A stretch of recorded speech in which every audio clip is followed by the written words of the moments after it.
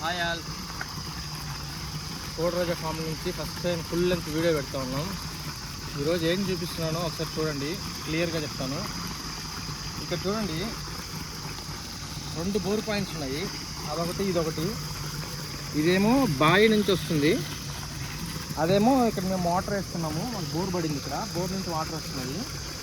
అయితే మేము అనుకున్న మా తెలివేంటి చెప్పాము ఫస్ట్, ఆ బోర్ అయితే కంటిన్యూగా మనకు వాటర్ ఉంటాయి, ఇక్కడే మోటార్ ఉందని చెప్పి స్విచ్ ఉందని చెప్పి ఇక్కడ పెట్టాము. దీని నుంచి కనెక్షన్ ఇచ్చుకున్నాము మన ఫామ్ దగ్గరికి. అయితే ఏమైందంటే దీని నుంచి ఇవ్వడం ఆపేసాము, ఎందుకంటే ఇది కంటిన్యూగా ఫ్లో కోటింగ్ ఉంటుంది కాబట్టి మనం దీని నుంచి ఇవ్వలేదు.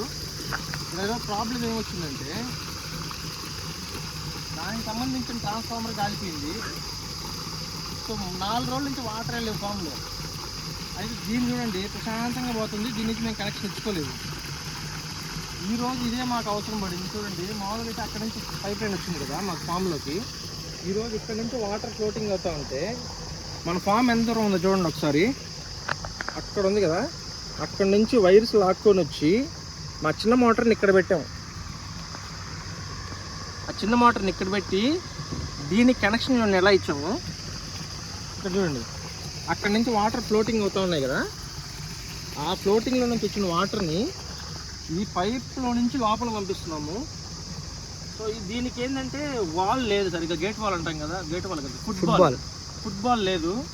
అయితే ఈ పైపులోకి ఈ పైప్ పెట్టాము, ఎందుకంటే మట్టి ఇవన్నీ రాకుండా ఉంటాయని చెప్పి దీని నుంచి పెట్టాము. సో మొత్తానికి ఈరోజు వాటర్ అయితే సఫిషియెంట్గా తీసుకోగలుగుతున్నాం. చూడండి వాటర్ ఫ్లోటింగ్ అవుతూ ఉంది చూడండి, ఇక్కడ చూసారా వాటర్ ఫ్లోటింగ్ అవుతూ ఉన్నాయి, చిన్నగా ఎయిర్ బబుల్స్ వస్తూ ఉన్నాయి చూడండి. సో మామూలుగా మొన్న బెంగళూరుకు పోయాం కదా, ఇంకా మీకు చూపించలేదు, చూపిస్తాము.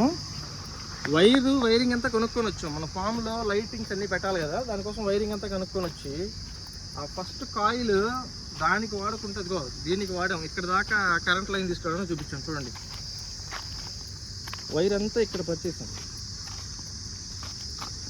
సో ప్రస్తుతానికి అయితే వాటర్ వస్తూ ఉన్నాయి.